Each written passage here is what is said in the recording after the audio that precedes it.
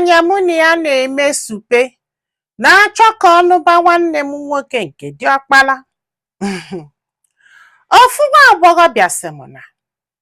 na parents ya ji ego, na parents ya na-eme ọfụma, ịgbagolu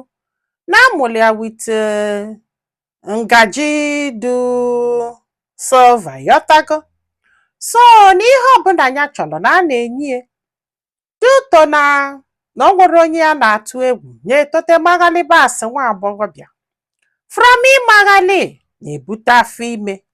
mana ka ebutela afọ ime parents ya wee dosia disappointed to their bone marrow, like na fado ya totally down maka na ya butela afọ ime. And na mami ya na-aka ụkarị nne, mami ajụ na ya ma nwopie na ya ga-ebu nwunye, ya ga-ebube dị nwa, ya ga-ebube. Ọ sị m nne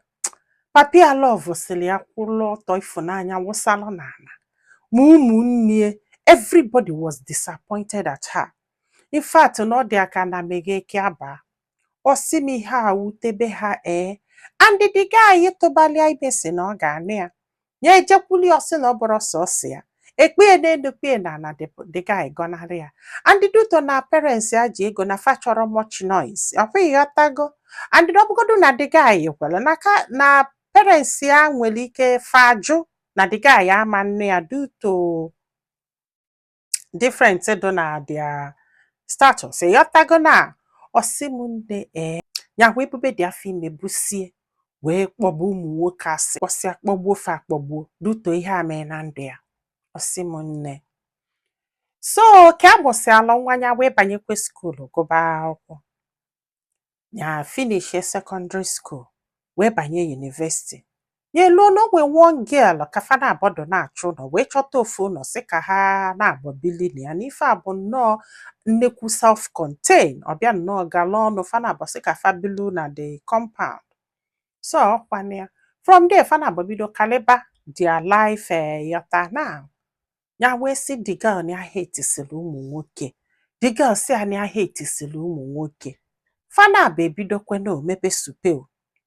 fa na-aba ebido mepe supe, gụba akwụkwọ mebe supe na onwere fefa ji ụmụ nwoke kpọlụ, fa kwalụ nwoke si ụzọ, fa kwalụ nwoke si ụzọ ọzọ, ikwute okwu nwoke fa adọ gị vam vam vam. Fa na-aba na-eme ihe adọ happy ka aka na-ekwu. Fa na-aba promise onwe fe na fa ama nudio na o nwere ife megide ka fa nudi, na o nwere ife fa ji nwoke eme, na fa ga-anọgide otu a, fa chọọ ịmụ nwa, fa tụọ ime mụọ nwa, na o nwere ife ga-ejikọ fa na ụmụ nwoke. Fa na-agụkwa akwụkwọ, mana ife bezide bụ na mgbe ọbụla enwe holidays saida na fa jee na nke fe jenọrọ ọ na fa jee na nke dịga jenọrọ, ọnụ one nwanne nwoke nata yọtago ka fa natala ịnọ holidays nọsịa na ndị a mụrụ na ya na-enyi nwaanyị exchange nọmba bido kpaba. Ọ bụ na enyi nwaanyị anụnwa fall go in love with nwanne nwoke without nyawa amarọ. Owelu my brother save nọmba dị nwanne nwoke na ya mara na brother nke nyanwa, ịghọta na. So ọkpọ ọnya na afugolu my brother dia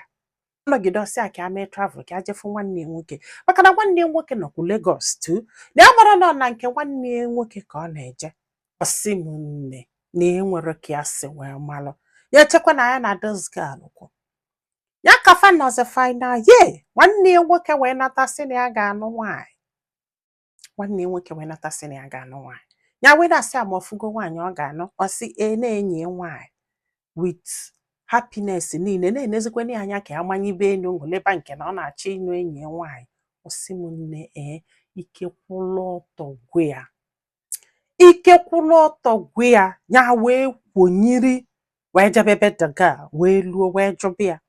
Daga da na ahịa si ya na ya na-eme nwoke na-eme nwaanyị, na ya mụrụ mgbe ya ji fọlụ with nwanne nwoke, na ọ maka nkwa ha kwere onwe ha na o nwere ihe ha ga-eji nwoke mee ka ejere wee gwa ya, na ya ma na agwa ya na ọ ma approve, na ya ma na ọgwụ ya na ọ ga-agbasafa, na ya ma na ọgwụ ya ịmara na-akọ na-ayọ na-ebe. Ọ sị m nne ike kwụlụ ọtọ gwa ya, ya sị ya na o nwere ihe megide ka ọnụ nwanne nwoke. Ọ sị m nne na ọ bụ na enyi nwaanyị gwalịa na ọ karịa mma, maka na ụmụ nwoke bịago na ndụ ya ya ejiri maka nkwa ha kwere onwe ha wee jụ maka na o nwere mgbe anọgide tụgharịba obi ịmagolu na ya abụgola adọlt na ya amagolo ife na ụmụ nwoke amaghị nghọlezi ya mana ya ji maka nkwa ha kwere onwe ha nwoke nke a bịara ya achụpụ ya ọpụ ịghọtago wit ịmagolu ka ya keep the promise na ya gbara na ya pụdidi na akpa were akụ ọka na this girl osimnne ma parents ya lọvụchalụ this girl ịghọtago maka ha afụgo ha asị ndị ada esoziri nwoke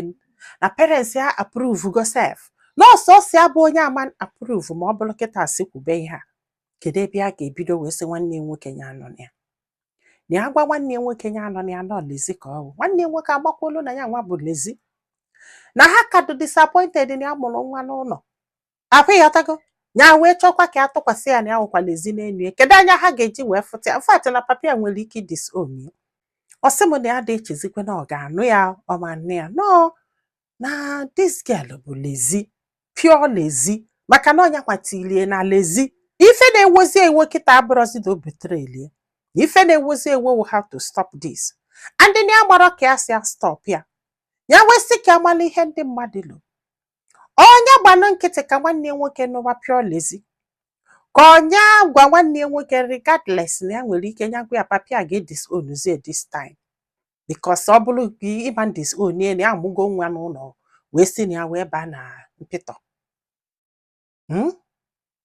chai wow so nwanne m kedu ife ilo kedu ihe ọdụgụkọ this lady bụ na onye gwanụ nwanne nwoke face whatever that comes out of it to save the brother from ihe ọ na-achọ ịbanye ya ka onye gbanụ nkịtị ka ọ nụbanye ya nụ ka o wee hide anụ onwe ya maka ndị be ha isi na ha chọrọzi ya na ndụ ịmagolu ọ bụgodu na ha si na ha chọrọ gị ịmagolu ụdị anya ga na-eme gị ịmagolu ụdị ihe ịmagolu nwe ka the black sheep of the hair yọtago ụdị ha anwa gwa anyị ihe ilo na comment section maka na ọ ga-enyelu this girl aka iji gba ife ọ ga-eme ọnya gwa nwanne nwoke ka ọnya hapụ ha ka ha nọba di na nwunye ma nyekwazalụ m aka tụsa ozi a ka olu ndị ọzọ ntị ndị be anyị daalụnụ ka ọ dị n'ụbọchị ọzọ.